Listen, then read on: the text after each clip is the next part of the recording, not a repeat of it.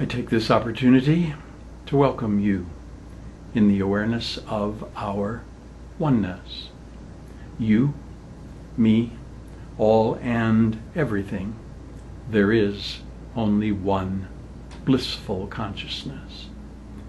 It is in this holistic awareness, in this very moment, that you are welcomed.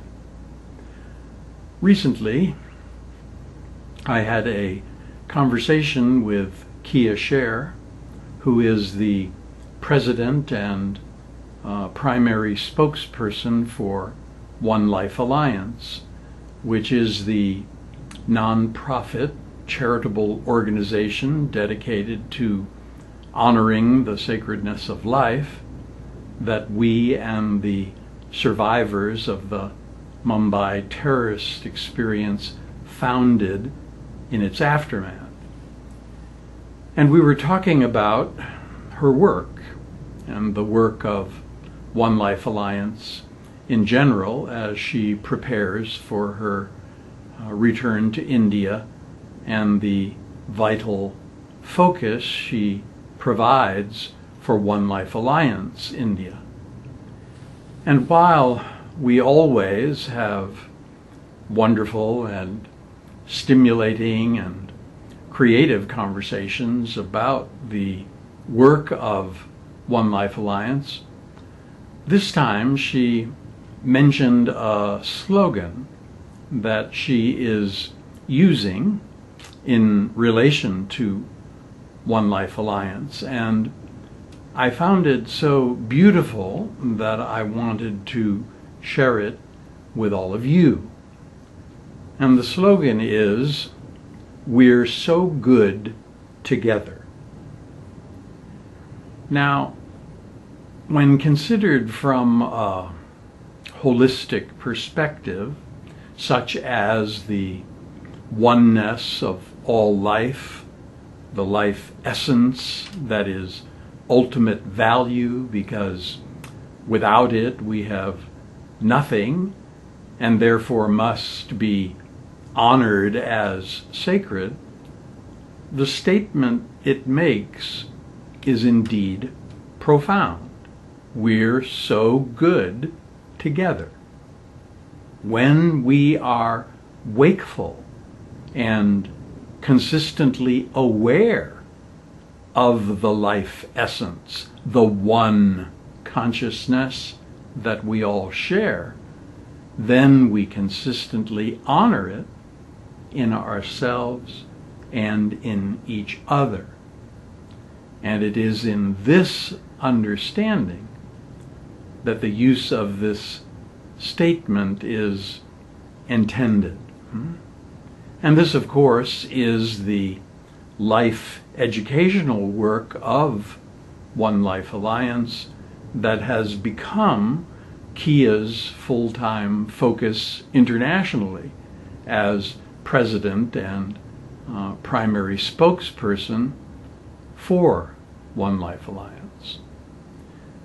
It reminds me that when I wrote Forgiving the Unforgivable, which was based on our experience of the Mumbai terrorist attack, I spoke about the necessity of life education in the epilogue when I said, we are here to learn how to love. What I meant is that we are here to learn how to love life, or the one consciousness that is all. First, in ourselves, as embodiments and expressions of it, and second, in everyone and everything that we encounter as likewise expressions and embodiments of it.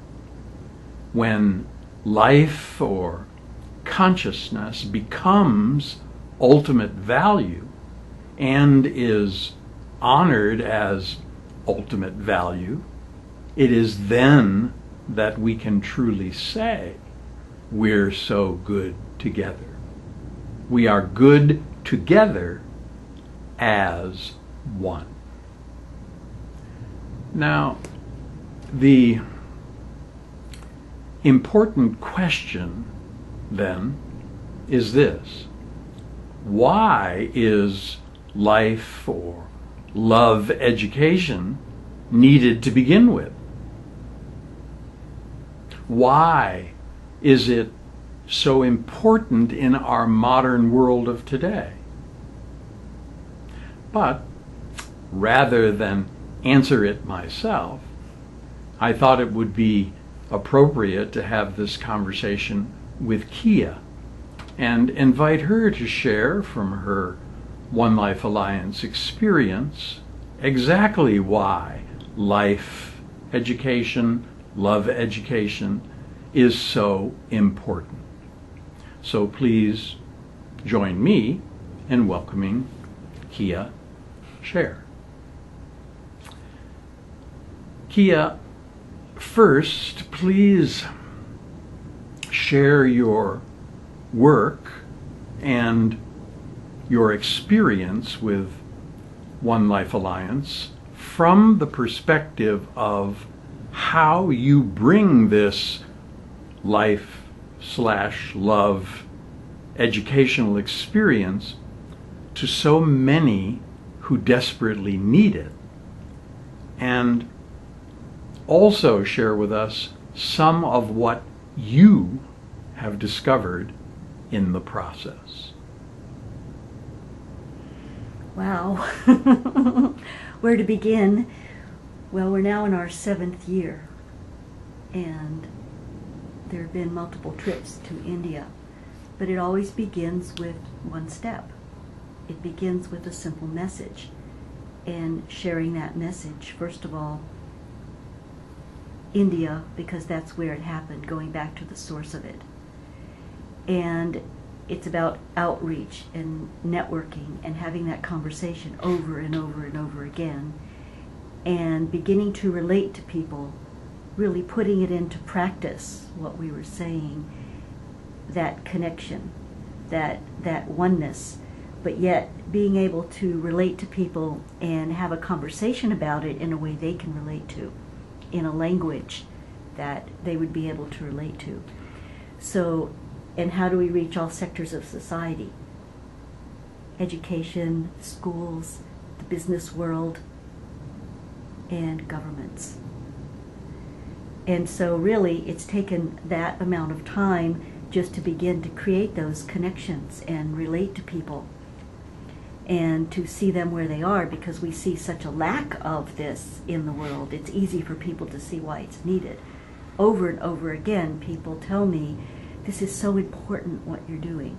You just look in the news and you see the opposite of that every single day. The lack of value for life every single day. The breakdown of respect, the breakdown of love. Well, love is so far from the equation, but not even respect or value for life when there are millions of children starving, for instance, millions more being trafficked in the sex trade throughout the world. Poor people not receiving any kind of legal representation or justice, not to mention corruption and the rise of terrorism. So we see a lot of dark activity on the rise, so we counterbalance it with the opposite. And when I start to talk about it in that way, then people light up. Immediately they light up and they say, well, yeah, there is something here, but what do we do? Because they're about doing. So that's why we have to bring it into breaking it down in very simple terms and creating a practice, because it has to be in the form of actual behaviors, not a teaching necessarily. The teachings are all there, but people aren't putting it into practice. And that's what I notice. India, the heart of spiritual wisdom. And I've met a lot of spiritual people. There's a lot of love there, and joy and light, and some amazing experiences, which I'll share as we move along. But there's an incredible amount of the opposite because of the huge number of population. So you would get the extremes, of course, in that particular country. An important word that you mention is the word behavior. Mm-hmm. And when we're looking at life/love education and why it is needed, I think this word behavior becomes an important word, and I'd like to direct us a little bit in that consideration in terms of the mechanics of life, or the mechanics of human consciousness that for the most part most human beings don't understand. And that is that you cannot change behavior until you first change the belief that is causative to the behavior. So fear-based, life-negative, hateful behaviors can only be changed based on the opposite, love-based, life-affirmative, and truthful education. So again, change the causative belief and change the resultant behavior, or change the individual and thereby change the collective world in which the individual lives and is a part of. So talk to us about your focus and your work in terms of life-love education as addressing the causative beliefs that can ultimately affect a change in behavior from the fear-based life negative to the love-based life affirmative.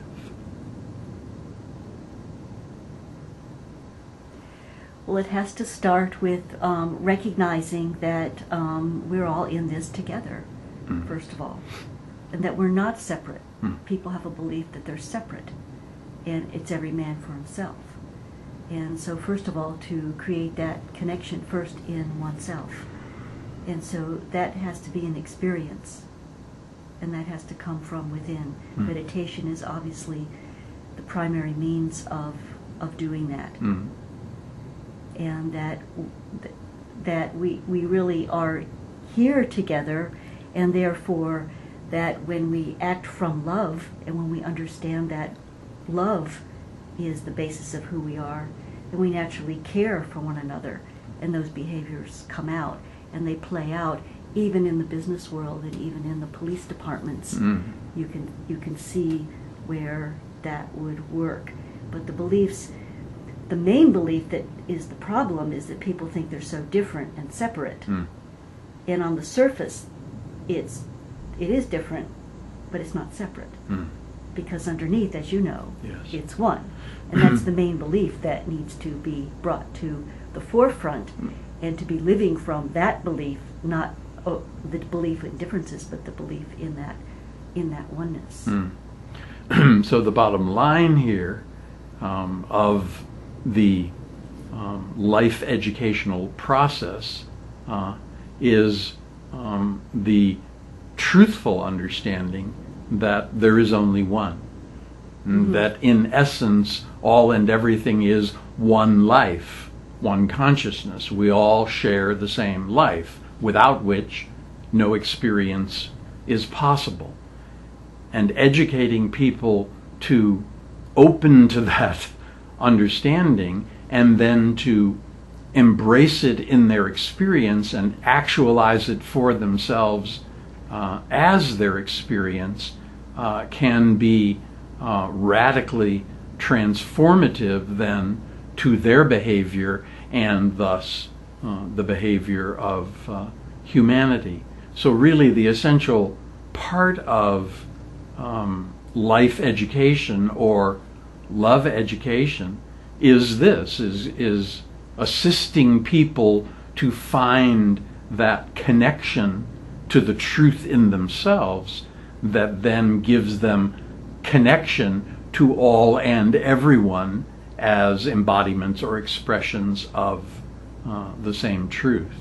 So that's the primary, let's say, educational focus that you bring. And can you share with us then any practical experiences that you've had in this regard when you actually bring this education to people and open them to that possibility? I mean, how do they respond? What do you observe in terms of this educational process that gives you encouragement, let's say, that whence the truth is shared, people really respond to it as if in almost remembering something long forgotten, something deep in the soul perhaps, that they only needed a reminder, a powerful enough reminder to connect with it again and then actualize it in their experience. So can you share any experiential examples from your life, love, educational work in this regard? Yeah, it started in the education systems in the schools, so I'll share an example from that, and then it evolved to the business world, and then into recently the police work. And in the schools in those early days, because there were stories in the newspaper in Mumbai about me and what I was doing there, I began to get requests to speak at various schools. And so the Don Bosco school had, they had a peace event, and they were taking on to honor the oneness and sacredness of life, because they really fully embraced that message. And that's what they wanted to impart to their children and their students. So we talked about that, and they were so, as a result of it, they have a value-based education program, and so they adopted this little book that I wrote. At the time it was called the One Life Alliance Pledge Book, which are 30 very simple behaviors that begin to cultivate love and compassion. It's kind of a meditation in action, we could say. So, give us an example. Well, the first one is slow down. So slow down, just slow down, take your time. So for a whole day you would do that. And the next day you would just smile as much as you possibly could, 100 times a day, smile, smile, smile. How did that affect the way people responded to you? Mm-hmm. And breathing, how could you release, increase your own life force by breathing and relax, and acceptance and forgiveness, those kinds of things. So I talked a lot about forgiveness in the beginning. So there was Father Glenn, after speaking to the school for several times, came up and said, Kia, I need you to meet someone. This is, and I don't remember the young girl's name, but she was a teenager, and he said, I'd like you to tell Kia your story. And she said, yes, Miss Scherr, I heard you speak about forgiveness, and for many years I was abused by my brother, and I was so depressed that I had decided I was going to kill myself. And after I heard you speak, I decided to forgive my brother. Wow. And she said, and so I decided I wasn't going to kill myself. And that was pretty amazing. That was really amazing. We did a program in a slum school with the St. Andrews students who took the pledge themselves, had the experience, and then the idea was then they would apply it in community and create a project. So they decided to reach out to this Muslim slum at the outskirts of town that nobody went to, and they were going to bring practical skills, English, math, computer science, and all of that, under the umbrella of One Life Alliance. And so I would go and just sit in on these things every Sunday for 2 or 3 months, the whole day, 10 to 4, And there were about 100 and so students, and they would sometimes sit with and practice their English with me. And this little girl, what is your name? Do you have children? And answer these sort of questions. Do you have a daughter? How old? And I then said 2611. Her eyes got really wide, and I said, yes, my husband and my daughter were killed at the Oberoi Hotel. And she was about 10 years old. Her name was Anjun. And she said, that's very bad. I wish to kill those terrorists. And I said, oh, no, we need to re-educate them. You know, we need to, like we're doing here, we need to teach them about love. And before I left, she asked me for my phone number. And she had also asked me when was my daughter Naomi's birthday. It just so happened that this was Sunday and it was the following Friday.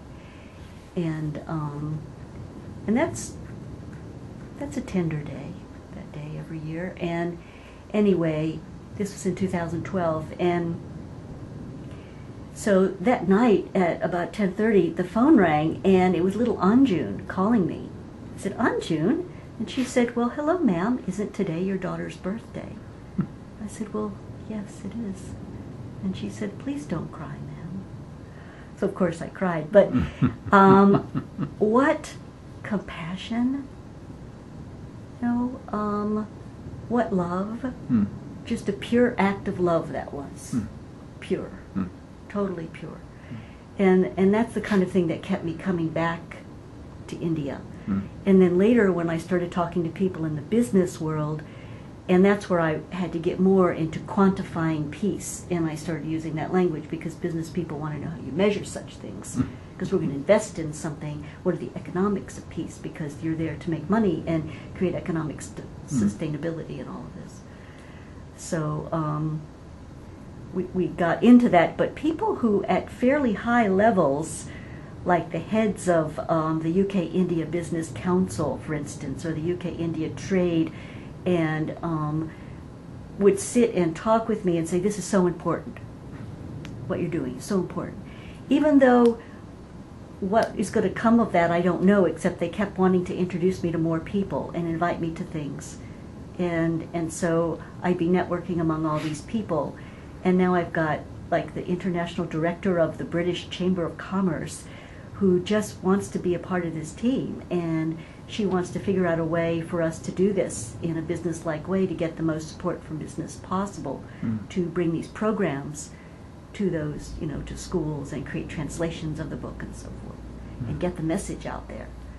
So you have people like that who are highly intelligent, highly successful, recognizing something that's going on, and they're responding to it because something they felt called at the core of their being. And to me, that validates our oneness. For the police commissioner of Mumbai, a city of 22 million people, and there I am, and I sort of put my little purple pocketbook of peace in front of him, and I said, would you consider putting this in your police training to build trust, restore trust, and increase safety and security by increasing trust? And he said, yes, we need this. We will do it. And he picks up the phone right then and called and said, let's do a test program in South Mumbai. And then, I mean, lots of pieces had to fall into place, but before you know it, a few months later, it's in the form of an emotional intelligence training program in their language, delivered to them by corporate trainers who basically were working for nothing. They basically charged $5,000 a program, and if I agreed to just pay for the police uniforms that they were using, they did it on spec, basically, because they believed in it. That's something, isn't it? Yes. It's a miracle to me. Yes. The miracle of the truth. Yes. Well, of course, the truth is always very powerful, and I think we would expect to see that response more readily and easily in the children. And you mentioned that, working with the children, and this little girl who, in a sense, immediately got it and was able to express it right back to you. But I'd also like to know, and I'm sure you have validation of this also, that adults also get it, that the education, the life education, the truth education, the love education isn't only for the children, it's also for the adults in all the walks of life that you have mentioned, and that they get it too in their own unique ways. So can you share some experience with individual adults in those fields that you mentioned that you've worked with, and how they respond in terms of their experience of this education? Yeah, in the business world, the Trident is a business center, and so International Business Center. There's a lot of British business people there, so I tended to meet more British and European people there in that part of town than Americans. And I started going to British business group meetings, and I started talking to those kind of people there. And one man was an entrepreneur who'd been there for, by then, 7 years, and had started a couple of companies and lived nearby and had his small company, and really wanted to use his skills in developing business plans and help me to create those kinds of strategies to be successful, and also apply it to his company. He had a small staff in that part of town. So we actually did the 30-day pledge, and every day I gave them an introduction, and then I would send an email to the office manager, who would then send that out to the group. There were about a dozen of them in the office, and they had a big glass wall, and they'd write it up on the board, and every Friday I would go, and then we'd just have a chat about those 5 days and what they experienced. And there was a lot of laughter, and they had a lot of fun with it, and it was pretty amazing. And they said they related to each other so much better as a result, and it created a lot of harmony. It tends to create positive feelings because you're sharing challenges or making a game of it, and so just creating good feeling around the office in general. So that was one. And Tab Cab decided to become the Peace Cab of Mumbai and put that slogan on their cabs with a quote of Gandhi and the Buddha. I mean, that's pretty amazing. These kind of things happen in Mumbai. So that's why we're there as a beginning. But wouldn't you also say that they don't only happen in Mumbai? Oh, absolutely. That wherever you go with your educational, life educational focus, people respond. So I can just tell you, just even a simple conversation with someone and describing to them, well, how do you do it? What do you do? Well, I create a little program with this little book, and it's these behaviors that culminate in peace, compassion, and love, and it's been translated now, and they offer to translate. Oh, I'll translate it. Japanese, Russian, now Swahili, Spanish, of course. That's pretty amazing, and that people just do that just because they want to. And of course, in Mexico, as you know, they put it on the radio every day. That was an amazing way to apply it. They actually put it on the radio every day and got everyone to engage in this educational process and transform their experience of it. And that's exactly what we're talking about here. If you want to change the behavior, you have to change the belief that is causative to the behavior. And people intuitively know the truth, and when they're reminded of it, they wholeheartedly embrace it. And then you get to bear witness to this incredible transformation in their experience from that which is more fear-based and life negative and based on separation and difference, to that which is more life affirmative and love-based and based on inclusion and cooperation. And this is the beauty, of course, of this work, and the truth that, again, if you're going to change the behavior of the world, you have to change the belief that is causative to that behavior in the human beings who comprise that world. What you said is reminding me of the thing that actually inspired us to start One Life Alliance. Mm-hmm. And that is the response from the world when this event happened and it was on the news. And all of those letters and emails that we received from all parts of the world, all religions, Hindus, Muslim, Jews, Christians, all cultures. And what was it? It was all love and prayers. We send you our love. We send you our love. Mm-hmm. You know, we're so sorry. Because they felt connected to a stranger across the world who lost a husband and daughter. They know what that would feel like.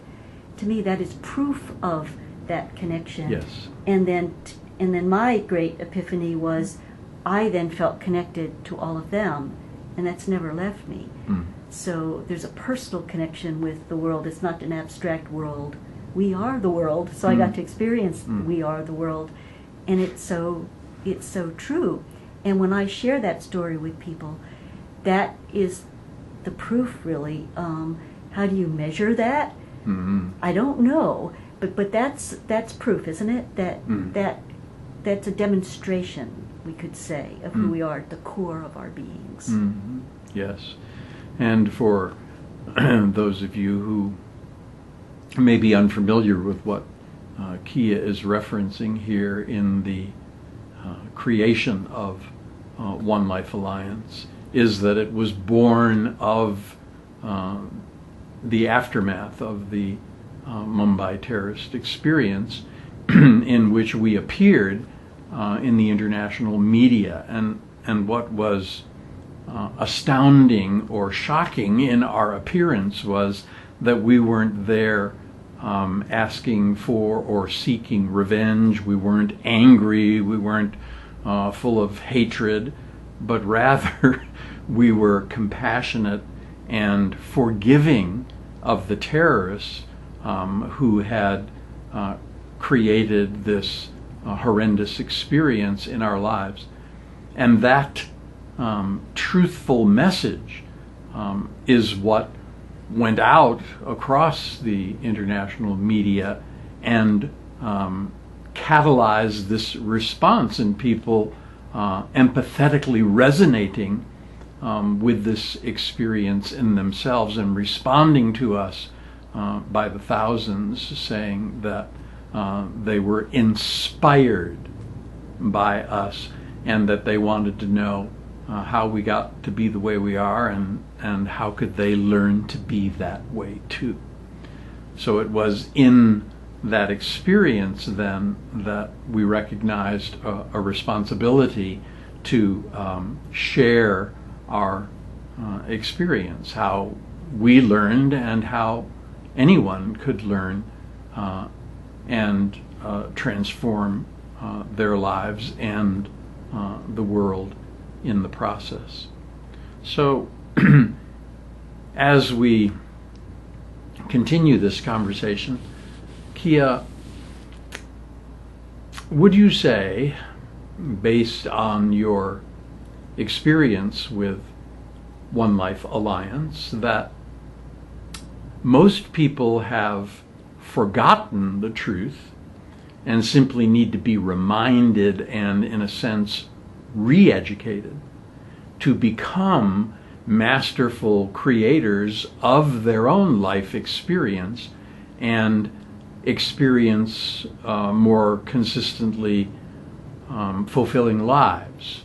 For example, in your forgiveness of the terrorists who took the lives of your husband and daughter, you quoted Jesus Christ when you said that they must be forgiven. The terrorists must be forgiven because they don't know what they are doing. And Jesus is credited with saying this to those who crucified him. Father, forgive them. They know not what they do. So again, the point is that most people have forgotten who in truth they are and what life in truth is.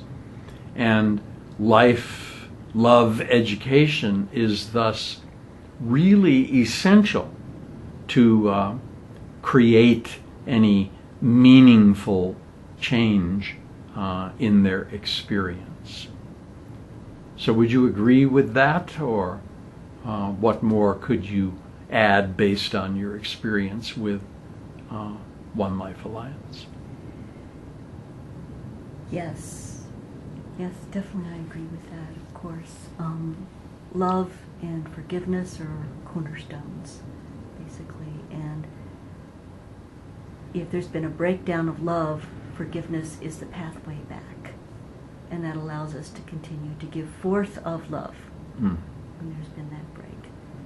So it's essential, and I think people have simply forgotten, they got disconnected, and I don't think it takes too much to reconnect, especially the younger someone is, but it's possible. I've seen it, and it can happen, and then miracles occur. It creates a completely different kind of way of being, so that life, we could say we're creator, we're masterful creators. How do we do that? That connection has to be there, first of all, very strongly. And to be one with it, totally aligned with it, and then we can give forth. Very good. So, based on your experience then with One Life Alliance and your own personal life experience today, what would you say is the most important truth that human beings must learn and validate in their life experience? Or what for you is the bottom line? What really matters, or what matters the most? What would you say, based on your experience, that is? I would say that the bottom line is that oneness, that we are one, and the way that gets expressed, so what matters the most is love. Is the expression of that. The natural outcome of that experience is love. So that goes together. And so when the oneness is there, the love is there. So if a person, and in my experience, the more I experience oneness within myself, that's naturally what would come out. And that's the most fulfilling experience to have, is love. And love generates more love. So life becomes much more full. So we're sort of coming full circle here to how we began when I said we're here to learn how to love, and it really becomes the bottom line of why we're here. What we really need to learn to grow and evolve. And of course, the love that we're talking about is love as essence, love as source, love as the very nature of true life, the life we all share. So can you share some examples based on your work with One Life Alliance that validate this truth? We're here to learn how to love.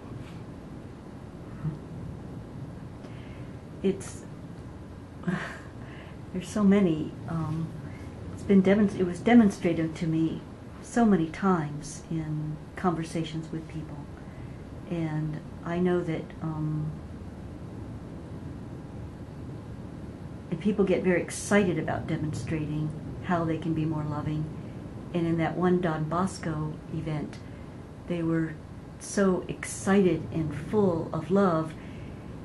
This wasn't planned. They just, at the end, there was all these children up to teenagers in the room, a couple hundred of them, and they said, Kia's daughter was 13. How many 13-year-olds are in the room? How many 13-year-old girls are here? And a bunch of them came up, and they said, okay, we're your daughters now, and we're here for you. And we had this big photo taken, and they just said, you're not alone. And that's what the example that was demonstrated to me over and over again with One Life Alliance is, I'm not alone, I'm not alone. Even though there were times I felt like I was alone, and I've journeyed that, but it's been shown over and over and over again, you're not alone. Because people are inspired by the opportunity to love. As soon as it clicks, and even people who normally don't think in those terms, like business people, for instance, they might in their family life or their spiritual or religious life, but at business it's a whole other.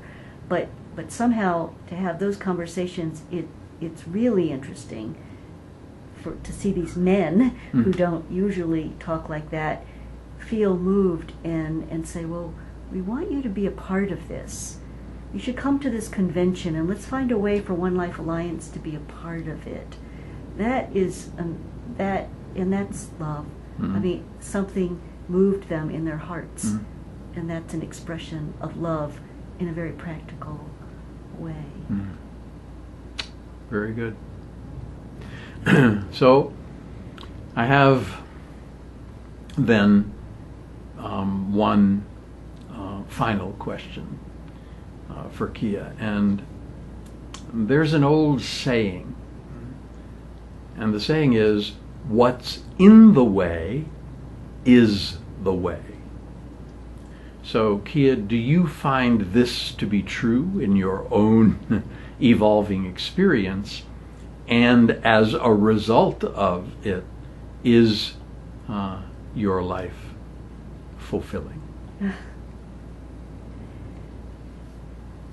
Yes, it's so true, because really at 7 years ago, you could say what was in the way of my personal fulfillment at the time. And my husband and daughter were killed in a terrorist attack. It kind of smashed everything out of the water. But so that might have been in the way. It happened in Mumbai. But to go right there to that spot over and over and over again became the way back to life, and the way back to love, the way back to fulfillment.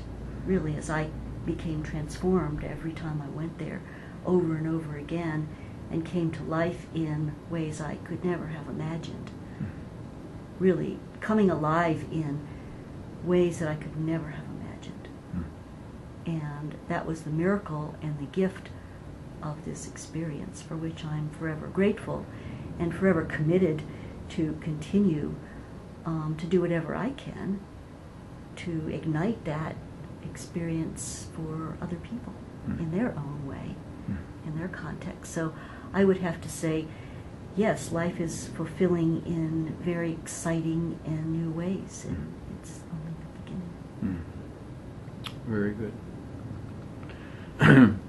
And perhaps this is important for each and every one of us, that whatever we experience that we think is in the way, or we react to it as it should be other than it is rather to find the wakefulness to be able to allow life to happen the way it does, because that's the way that it's happening, and to flow with it and recognize that it is happening the way it's happening for the greater evolution of our consciousness. And I think Kia is an amazing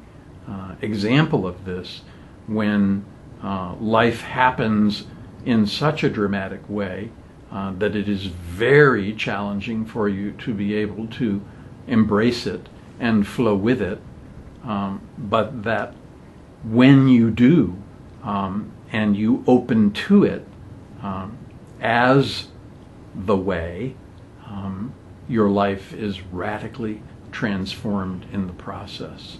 And you go from having one husband and one daughter to having thousands and millions of daughters and husbands embracing you in all cultures of the world, and you are able to see your own husband and daughter in each and every one of them. And you see then the greater evolution of your own consciousness in terms of that bottom line that we are sharing, which is we're here to learn how to love. So I want to thank you so much for sharing with us today, and of course for your responsible dedication and commitment to the work of One Life Alliance. And in conclusion, as I often say, may all blessings continue to shower upon you. So once again then, as we come to our completion in this session, I take this opportunity to welcome each and every one of you in the awareness of our oneness. Yes.